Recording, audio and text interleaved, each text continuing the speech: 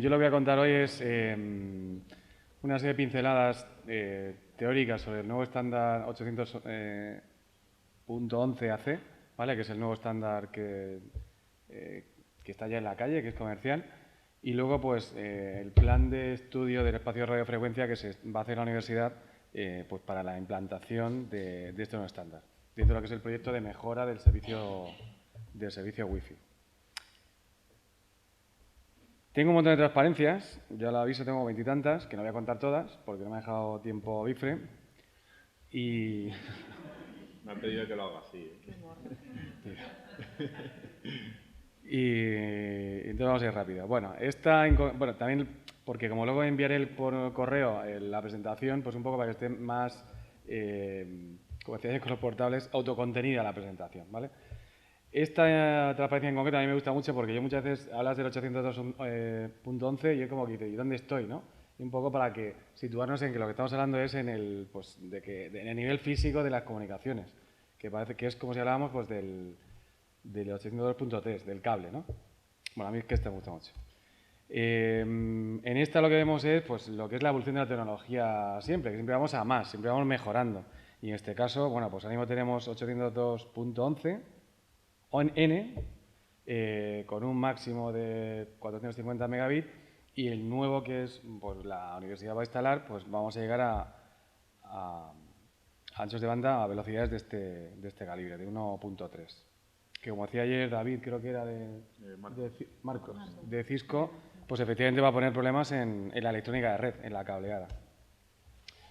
Bueno, entonces, muchas veces las cosas es mejor comparándolas contra otras, ¿no? Entonces, aquí en esta tabla lo que veis es una comparativa de la tecnología que tenemos actualmente y la que vamos a tener, entre la N y la AC, ¿vale?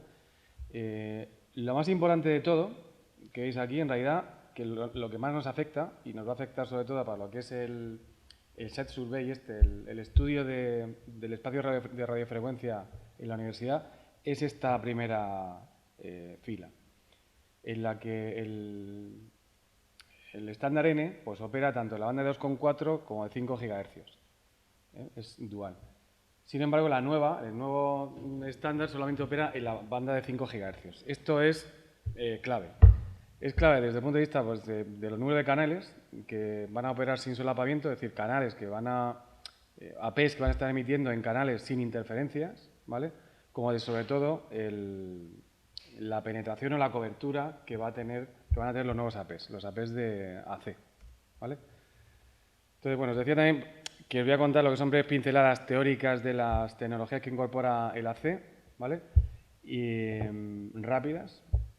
Una de ellas es MIMO, que no es propia de AC, viene del 11N, y lo que hace es que permite la transmisión, voy a leer, de múltiples flujos de datos de forma simultánea entre la API y el cliente. Es decir, va a multiplexar, va a hacer que el ancho de banda de un dispositivo se multiplique, ¿vale?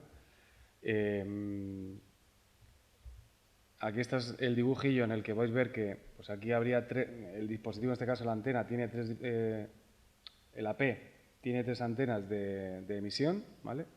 Y el flujo de datos lo divide, lo multiplexa de forma que puede enviar de forma simultánea, en este caso serían 2 flujos. Con lo cual multiplica por 2 el ancho de banda. Esto sí que es nuevo en AC. El MUMIMO, es decir, esta transmisión simultánea de datos, pero de forma multiusuario. Es decir, en el caso del N, como veis en este dibujillo de aquí, la antena, el AP, solamente puede hablar con un dispositivo a la vez. Mientras que en el caso del multiuser MIMO, el que incorpora AC, pues permite hablar de forma simultánea con distintos dispositivos, ¿vale? En este caso aquí veis que está hablando con 3 dispositivos, el AP, ¿de acuerdo? Con este primero, como tiene MIMO, puede hablar multiplexando 2 flujos de datos, y con estos de abajo, el verde y el rosita, pues habla simultáneamente también, pero con un flujo de datos solamente. Otra tecnología que incorpora el AC es el beamforming, que bueno, que es como veis, aquí se ve mucho mejor en el dibujo.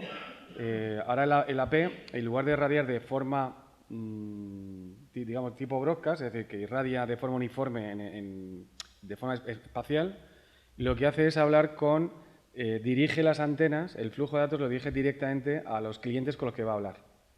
De tal forma que el beamforming mejora pues lo de siempre, todo. La cobertura, el rendimiento y la fiabilidad. Y por último, más cosillas del Wi-Fi AC. Bueno, pues que incorpora una modulación de más alta densidad, es decir, como los códecs de las películas. En este caso es que se van a enviar más información en la misma unidad de tiempo. ¿De acuerdo? Y este otro punto que tenemos aquí no es específico de AC, porque de hecho los puntos de acceso AC no pueden emitir en la banda de 2,4, ¿vale? Pero sí que es importante decirlo porque das cuenta que cuando en un momento dado, en un espacio concreto, se pueden encontrar dispositivos tanto que operan en 2,4 como en 5 GHz. La banda del 2,4 está saturadísima, ahora vamos a ver además. Está saturadísima tanto por dispositivos Wi-Fi como por dispositivos no Wi-Fi. Entonces, lo que hace la tecnología esta de band steering es que el AP le obliga al dispositivo, al cliente, siempre y cuando reconozca que es dual, es decir, que emite tanto la 2,4 como la de 5, le obliga a pasarse a la de 5 para dejar más libre la banda del 2,4. ¿Vale? Ese sería el dibujillo que tenéis aquí. En el momento dado, pues están todos estos clientes. Lo que hace es pasar a muchos de ellos que son duales a la banda de 5 GHz. Bueno, entonces ahora, hablando concretamente de lo que nos va a imponer el estándar, la banda de frecuencia de los 5 GHz, que es la que solamente implementa el AC. Bueno, la primera es esta, la primera es la cobertura. La cobertura que proporcionan estas antenas. Como veis aquí, bueno, estos son datos que están sacados de la Wikipedia, no me los invento yo, alguien puede decir que si son 150, son 200, son tal, en condiciones ideales, en condiciones no ideales, yo no me los invento.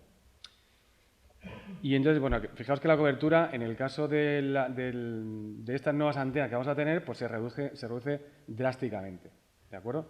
Eso al final lo que va a redundar es en que pues un despliegue con antenas AC, con antenas que van a 5 GHz, lógicamente pues habrá más antenas que un despliegue de antenas que van a 2,4, ¿de acuerdo? Otro aspecto fundamental es también, la cantidad de canales dentro de la banda que no están solapados, es decir, que no se interfieren, que no se gritan entre sí.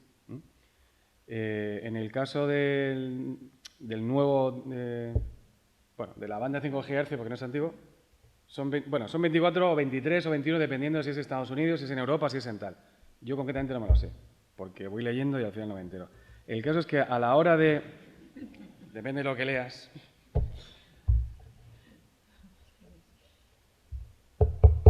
Entonces, fijaos que hablando de despliegues, cuando despliegas las antenas, de estos circulitos de colores intentan ser antenas, y la cobertura que dan las antenas, te das cuenta que para que no se interfieran la señal de estas y de los clientes que están dentro de ellas, pues hay que andar triangulando con los canales. En el caso de 2,4, que es la parte esta de la izquierda de aquí, resulta que solamente tenemos los 3 canales que os comentaba antes, y entonces tengo que andar poniendo pues, el 1, el 6, el 11, y así tenemos que ir desplazándolos. Hay una imagen más bonita todavía, que no la he puesto, pero que mola porque es que en el 2,4 también se ven en 2 dimensiones. Y esta imagen se ve, pues, en el caso en el que tengas antenas en 2 plantas, hay que volver a girarla para evitar que entre sí se interfieran. Bueno, en el caso de la banda de 5 GHz, pues como veis aquí tenemos tropecientas, 24, 21, 22, N, bueno, 9, por otra, que eso se lo voy a comentar ahora, canales en los que yo puedo poner tantas antenas pues, sin riesgo, sin miedo a que se interfieran entre sí. ¿De acuerdo?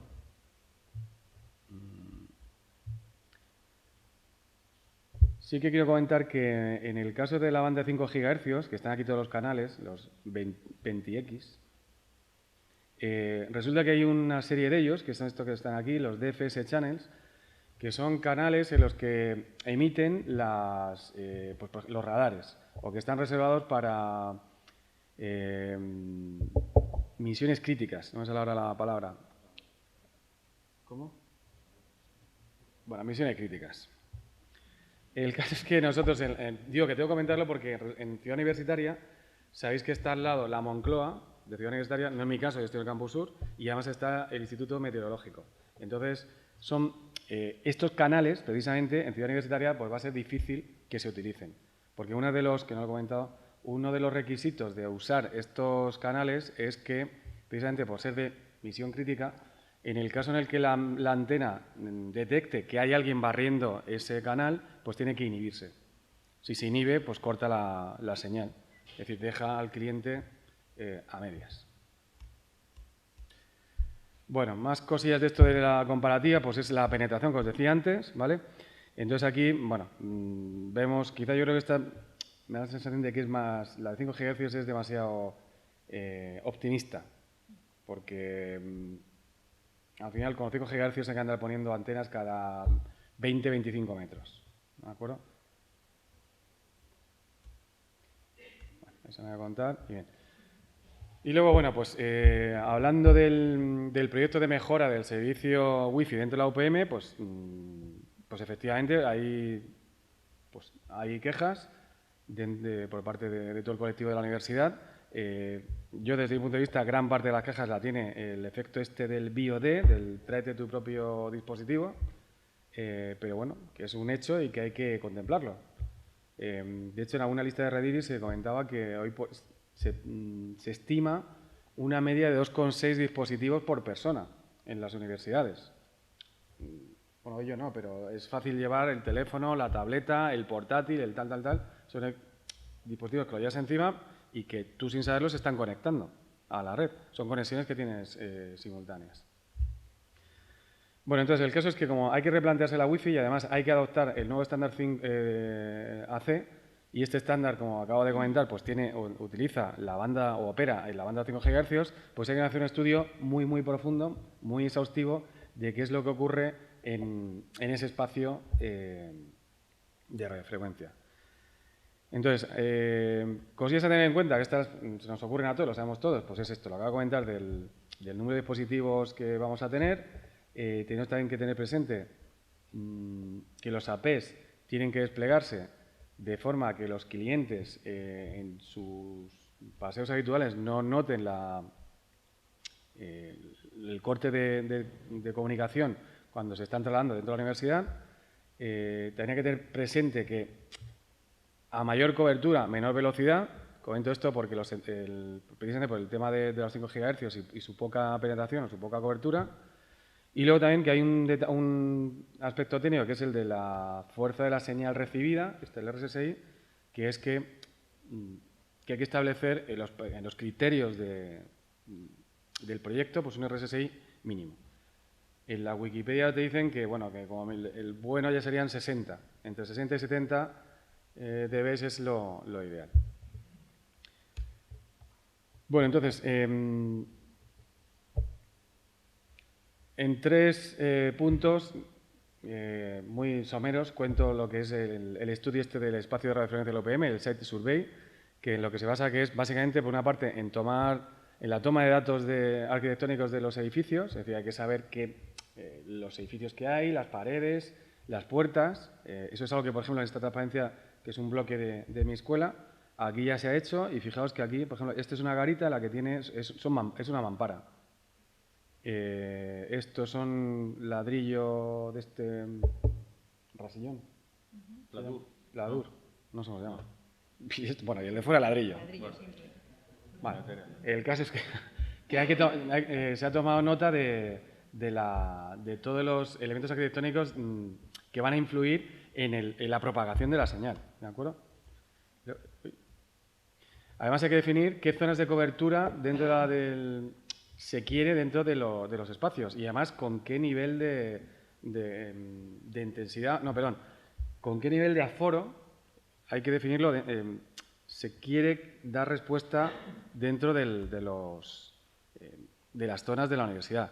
Entonces, en concreto se elige un código de colores y esta es una definición que teníamos, que por ejemplo, esta zona es un almacén y pues está en un color en el que dice que no va a haber apenas cobertura, que van a haber apenas usuarios, dispositivos. El verde se dedicaba para las aulas y el amarillo... Dios mío, esto. pues son zonas de despachos habitualmente, zonas en las que no hay mucha densidad de muchos usuarios conectados. Entonces, dentro de lo que, como digo, de lo que es el estudio de evaluación del espacio de radiofrecuencia, del site survey pues los datos arquitectónicos, las zonas de cobertura, ¿vale? Con la densidad y calidad que se desea. Y luego, además, con estos datos se ha hecho, o se suele hacer, mejor dicho, con un software de simulación, pues que sería el equivalente a esto. Lo que se suele utilizar este software para definir cómo quedaría la cobertura, pues, situando los APs en determinados sitios, ¿vale? El software que se está utilizando por parte de Telefónica es LKAJU, ¿vale? Bueno, y por último, deciros que hay un par de métodos para hacer esta evaluación, este estudio, este site survey, el pasivo y el activo. La gente telefónica, los centros, están haciendo ahora mismo, por lo menos lo que yo he visto en el mío, es el pasivo, en el sentido en el que colocan una antena, una de las antenas que vamos a tener, la ponen, la instalan en un trípode y lo que hacen es darse paseitos. Esta foto también es del LKAJU. Darse paseitos, como veis aquí con las flechas, para ir recolectando con el ordenador y el LKAJU ver qué cobertura se está proporcionando en cada uno de estos sitios, en cada uno de estas trayectorias dentro de la planta del edificio. ¿Vale? Y rapidito, así.